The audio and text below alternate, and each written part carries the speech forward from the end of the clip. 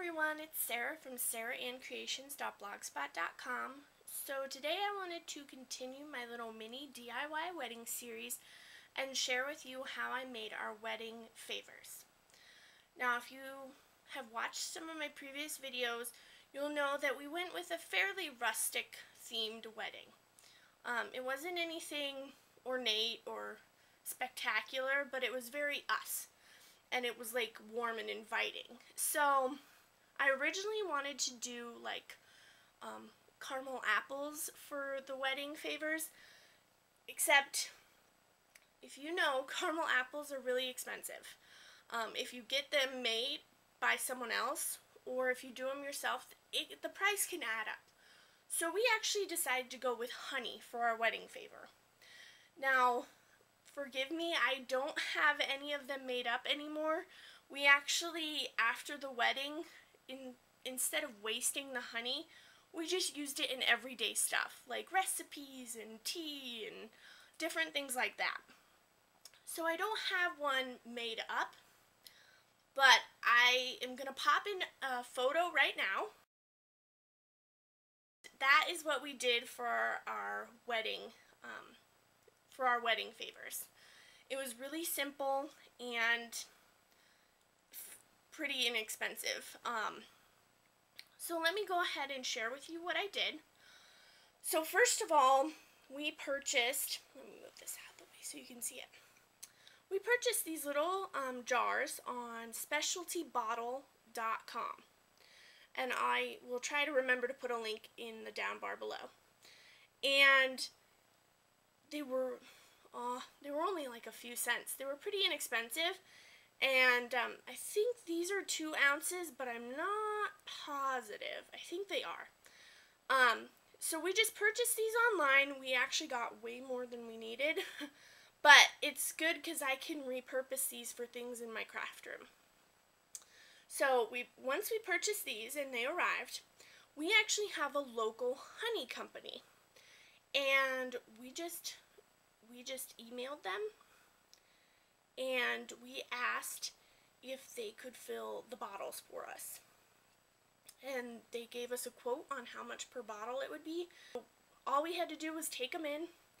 They filled them for us, they capped them for us, and then we just had to do the decorating. So this is what they look like once they're filled. There's some crystals on the bottom because it's been in here for a while, and that'll happen. It's still edible. So we got these home. I wanted to put labels on the front of here to make it a little more personalized for our wedding. So let me show you what I did. Okay, so here's what I did on the computer. I went in to, I believe it's Publisher. I went into Microsoft Publisher and I went File, New.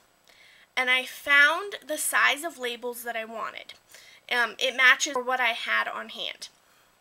So I just found that specific label, which ours happened to be, let me see, these Avery labels, these easy peel address labels. I actually had these around my house already, and it's number 8160, and that's what I found in the templates on Publisher. So I just found that template, and it brings you up to a blank page like this. And I created 5 text boxes. And I started with the big B in the background. And I just found some font that matched our wedding invitations. And I created the big B, and I actually made the color a few shades lighter than the color I was really looking for the text in front. So I made it a few shades lighter, and then I added the Sarah, the and the Matthew. And then I took a different text and put the day we got married. And that's all I did. So when you go up to File, Print Preview, that's what it looks like.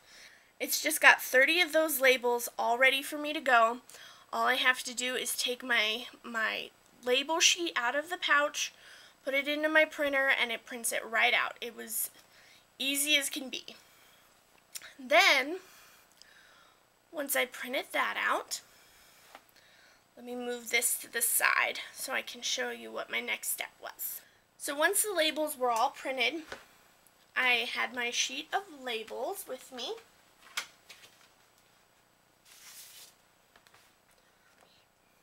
Like this. Of course they'd be printed out, but I just had my labels here, and all I did was I actually took the honey jar, I peeled the label off, I put it over the front, and I actually then I had purchased some muslin to give it more of that rustic look. I was going to use burlap, but it's a bit thick to try and hold on to your jar lid. Or you could even use some fabric, some like cute like picnic table looking fabric, or whatever works for your event. So I took muslin because it's very thin, it's inexpensive, and I just took some pinking shears, which look like this if you're not familiar. Can you see that? And those are the pinking shears, and I just cut it out of the yards of fabric that I got. So I just did some squares, about, I think it was around 4 by 4. It doesn't have to be perfect as long as it covers. And so after I put the label on the front, I then took this and I just put a rubber band around it to keep it tight so that I could put some raffia around it to make it look pretty. So this is actually the raffia I used. It's from Hobby Lobby. It's this Hollywood Raffia Craft and Floral. And I only needed like one of these. So, sorry about the glare, if you can see it. And it's like plasticky almost, kind of paper-like. But anyway, I just cut off a strip of this, and since the rubber band would be holding this, I was then able to just pull it around and tie it in a bow, or a knot, whichever one you want to do. And that's how they turned out. They turned out extremely cute, everyone liked it, and I figured it was a useful gift, or a useful favor. Half the time you're sent home with things that you're never ever going to use and you end up throwing them away anyway. I wanted people to be able to take these home and actually use it. So that's how our wedding favors turned out. I'll pop in another photo, and if you have any more questions about how to make these or where I purchase things, just let me know, and I'll see you guys next time. Thanks for watching. Bye.